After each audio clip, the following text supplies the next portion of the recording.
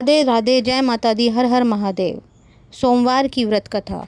एक नगर में एक बहुत धनवान साहूकार रहता था, जिसके घर में धन की कमी नहीं थी। परंतु उसको एक बहुत ही बड़ा दुख था कि उसके कोई पुत्र नहीं था। वह इसी चिंता में दिन रात लगा रहता था और पुत्र की कामना के लिए प्रत्येक सोमवार को शिवजी जी का व्रत करता और पूजन किया करता था। सायंकाल को शिवजी जी के मंदिर में जाकर शिवजी जी के विग्रह के सामने दीपक जलाया करता था। उसके उस भक्ति भाव को देखकर एक समय माता पार्वती जी ने शिवजी महाराज से कहा, महाराज, यह साहूकार आपका अनन्य भक्त है और सदैव आपका व्रत और पूजन बड़ी श्रद्धा के साथ किया करता है। इसकी मनोकामना को पूर्ण करना चाहिए। शिवजी बोले, संसार कर्म क्षेत्र है। किसान खेत में जैसा बीज बोता है वैसा ही फल काटता है। इसी प्रकार इस संसार में जो जैसा कर्म करता है उसे वैसा ही फल मिलता है।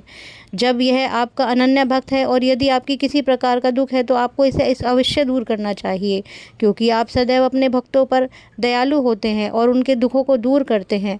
यदि आप ऐसा नहीं करेंगे तो मनुष्य आपकी सेवा, व्रत और पूजन नहीं करेंगे। पार्वती जी का ऐसा आग्रह देख शिवजी महाराज कहने लगे, हे पार्वती, इसके कोई पुत्र नहीं है, इसी चिंता में है, अति दुखी रहता है।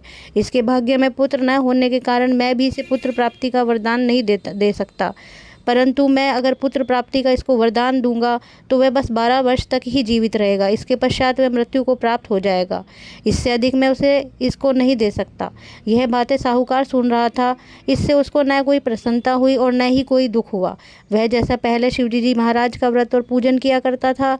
कुछ काल व्यतीत हो जाने के बाद साहूकार की स्त्री गर्भवती हो गई और 10वें महीने में उसके गर्भ से अति सुंदर पुत्र की प्राप्ति हुई। साहूकार के घर में बहुत खुशियां मनाई गई, परंतु साहूकार उसके कोई खुशी नहीं मनाई। उसे पता था 12 वर्ष की आयु से अधिक आयु इस बच्चे की नहीं है।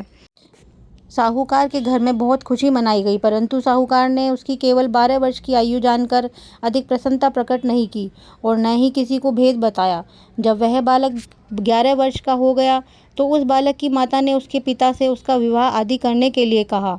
तो वह साहूकार करने लगा कि अभी मैं इसका विवाह नहीं करूँगा, अपने पुत्र को काशी जी पढ़ने के लिए भेजूंगा। फिर साहूकार ने अपने साले अर्थात बालक के मामा को बुलाकर उसको बहुत सा धन देकर कहा, इस बालक को तुम काशी पढ़ने के लिए ले जाओ और रास्ते में जिस स्थान पर भी जाओ वहाँ यज्ञ ब्राह्मण भोजन कराते जाना।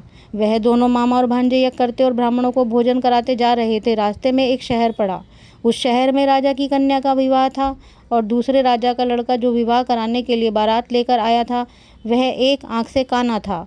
उसके पिता को इस बात की बड़ी चिंता थी कि कहीं वर को देख कन्या के माता पिता विवाह में किसी प्रकार की अड़चन पैदा न कर दें।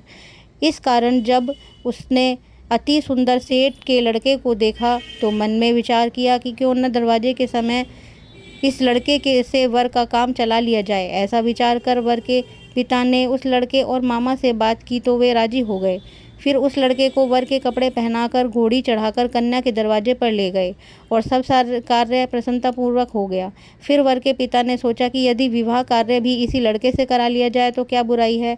ऐसा विचार कर लड़के और उसके मामा ने कहा, यदि आप फेरों का और कन्यादान के काम को भी करा दे तो आपकी अति कृपा होगी। मैं इसके बदले में आपको बहुत सारा धन दूंगा।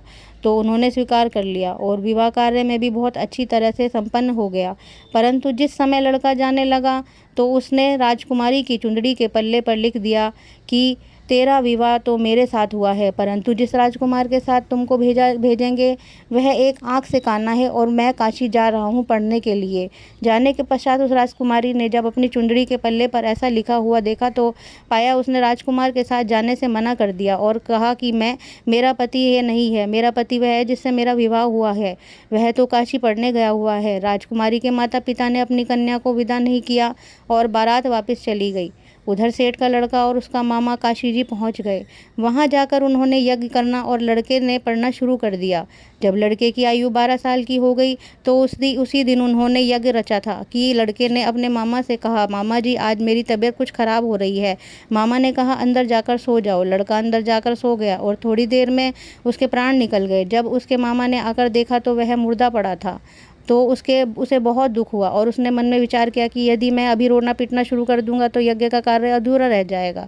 अतः उसने जल्दी से यज्ञ का कार्य संपन्न करने के पश्चात रोना पीटना आरंभ कर दिया। संयोगवश उसी समय शिवजी पार्वती इधर से निकल रहे थे। जब उन्होंने जोर जोर से रोने की आवाज़ें सुनी तो पार्वती जी ने कहा, महाराज ये तो दुखिया रो रहा है, इसके कष्टों को दूर कीजिए। जब आकर देखा तो वहाँ लड़का मुर्दा पड़ा था। पार्वती जी कहने लगी, महाराज यह तो उसी सेठ का लड़का है जो आपके वरदान से हुआ था। शिवजी बोले, हे पार्वती, इसकी आयु इतनी ही थी। तब पार्वती ने कहा, हे महाराज, बालक को आयु और दो, नहीं तो इसके माता पिता तड़प तड़प कर मर जाएंगे। पार्वती जी के बार बार आग्रह करने पर शिवजी जी ने उसको जीवन वरदान दिया और शिवजी महाराज की कृपा से लड़का जीवित हो गया। शिवजी और पार्वती कैलाश पर्वत को चले गए।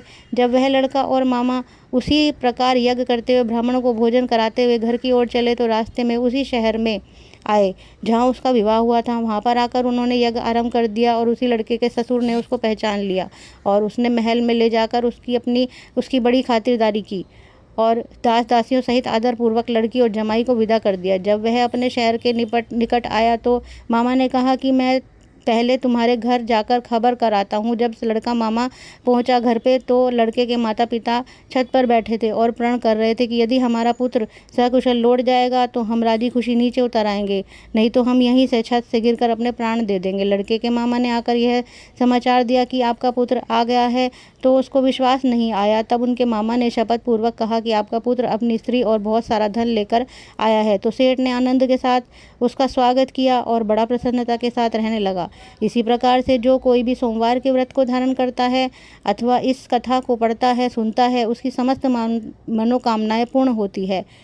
हर हर महादेव, हर हर महादेव, हर हर महादेव।